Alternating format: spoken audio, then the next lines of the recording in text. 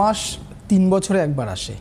আর সবথেকে বড় ব্যাপার তুমি যেটা বললে না যে অনেকেই অমাবস্যা যোগেও কাজ করেন, অবশ্যই প্রত্যেকটা অমাবস্যা 12টা মাসে আমরা 13টা বা 12টা অমাবস্যা পাই, প্রত্যেকটা অমাবস্যায় আমাদের কাজ হয়। কিন্তু এই 3 বছর পর মল মাসটা কিন্তু খুব গুরুত্বপূর্ণ একটা মাস। এখানে আমি নতুন বাড়ি কিনতে পারবো না, অন্নপ্রাশন হবে না, নতুন জমি কেনা যাবে না, নতুন বাস্তু কেনা যাবে না, কিন্তু বাস্তুর দোষ খণ্ডন করা যাবে।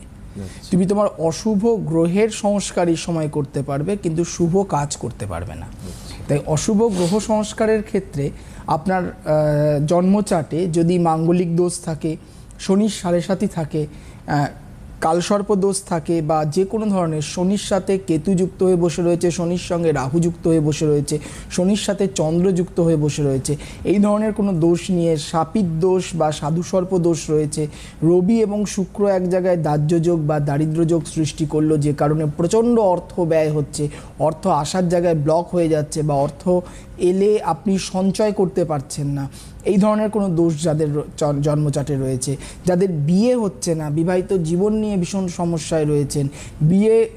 হয়ে গেছে অনেকগুলো বছর পেরিয়ে যাওয়ার পর আপনারা দেখলেন যে বিবাহিত জীবনে এক্সট্রা ম্যাটেরিয়াল অ্যাফেয়ার এলো, সেটা আপনার জীবনেও আসতে পারে, আপনার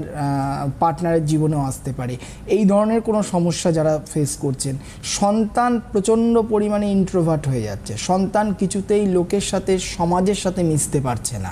সামাজিক হতে পারছে না, কথা বলার যে ওয়ে অফ টকিং সেটা তার পরিবর্তন হয়ে যাচ্ছে, সে শান্ত শিষ্টভাবে কথা না বলে প্রচণ্ড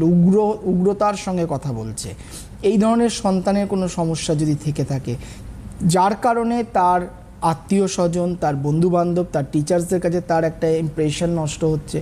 এছাড়া তার পড়াশোনার রেজাল্টের ওপর এফেক্ট পড়ছে, নেগেটিভ এফেক্ট পড়ছে, যে কারণে রেজাল্ট ডিটোরিয়েট করছে, আপনারা অবশ্যই এই সময়টা তার প্রতিকার প্রতিবিধান করেন। মল মাসে স্পেসিফিক কোনো ডেতে আমরা পুজো করি না, মল মাসের প্রথম মলমাস পড়লো যে অমাবস্যা এবং শেষ যে অমাবস্যা, এই যে ডিউরেশনটা 1 মাসের, এই 1 মাসটাই হচ্ছে ভীষণ গুরুত্বপূর্ণ। ফলার্নি অমাবস্যা দিয়ে শুরু হলো এবং শেষ যে অমাবস্যাটা আমরা পাবো সেখানে গিয়ে আমরা মল মাসের প্রত্যেকটা কাজের সমাপন ঘটাতে পারবো। এবং এই মল মাসে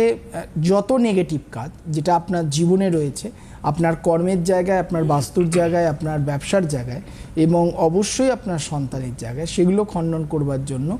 একদম উপকারী একটা মাস এবং চটজলদি কাজ পাওয়া যায়। এবং আমি সবসময় প্রত্যেকটা এপিসোডে বলে থাকি, মল মাসে কাজ করলে সে কাজ নয়, কথা বলে। এটা তো খুব